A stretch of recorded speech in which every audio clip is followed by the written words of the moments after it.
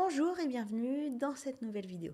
Alors aujourd'hui je réponds à une question qui généralement interroge quand on s'installe aux Émirats. Pourquoi paye-t-on son loyer par chèque aux Émirats Arabes Unis?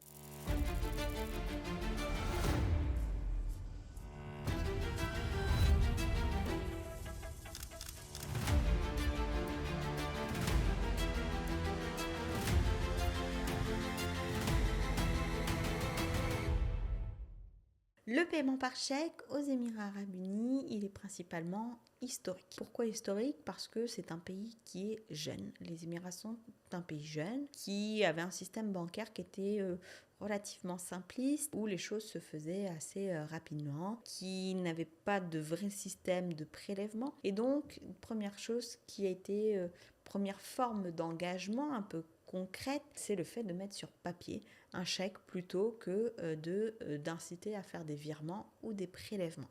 Donc déjà, première chose, c'est une raison qui est historique. Deuxième raison, c'est une raison qui est légale. Pourquoi? Parce que très longtemps, un petit peu moins maintenant, mais un chèque sans provision, c'était un crime. C'était quelque chose qui était très fortement sanctionné aux Émirats Arabes Unis. Et donc, c'était très dissuasif pour quelqu'un de finalement donner un chèque en sachant qu'il ne pourrait pas payer. Alors que pour un virement, c'est quand même beaucoup plus simple de juste ne pas faire un virement ou de l'oublier. Troisième chose importante, et c'est aussi pour ça que longtemps ça avait été privilégié le paiement à un ou deux chèques, voire quatre, donc en très peu de chèques, c'est une façon de voir les finances de son locataire, de s'assurer que le locataire il a suffisamment de finances pour nous payer. Pourquoi ça? Parce que aux Émirats, lorsqu'on prend un logement, on ne va pas nous demander notre contrat de travail. On ne va pas nous demander un mot de notre employeur. On ne va pas vérifier notre fiche de paye ou notre fiche d'impôt. Tout se base sur la confiance et le fait de pouvoir faire un chèque d'un montant assez élevé va inciter le propriétaire à avoir davantage confiance et à être moins craintif qu'il y ait beaucoup de turnover dans son logement. Autre raison, c'est qu'on est dans un pays où les gens s'installent pour des périodes de vie, mais ils n'ont pas de passeport d'ici et donc ils peuvent partir à tout moment. Et donc le chèque, c'était aussi un moyen finalement d'avoir quelque part un recours ou la certitude, la quasi-certitude d'être payé, parce que un locataire qui partirait du jour au lendemain sans payer, si tout se fait par virement, le propriétaire il aurait quand même beaucoup plus de difficultés à faire reconnaître le préjudice.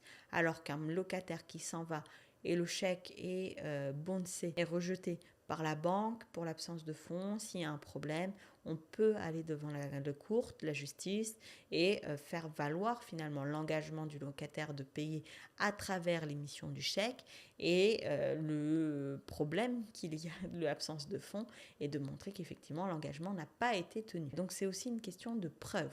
Et enfin, peut-être dernière chose qui est importante à avoir en tête, c'est que le chèque, c'est aussi une forme de garantie que le loyer soit payé à certaines dates.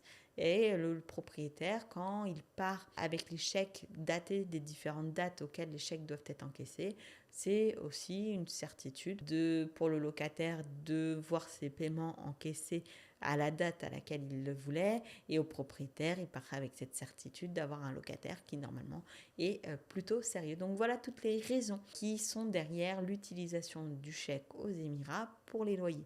Si vous en avez d'autres en tête ou si vous avez des retours d'expérience à ce sujet, n'hésitez pas à en faire part en commentaire pour que ça puisse servir au plus grand nombre. Sur ce, je vous souhaite le meilleur et je vous dis à très vite dans une prochaine vidéo.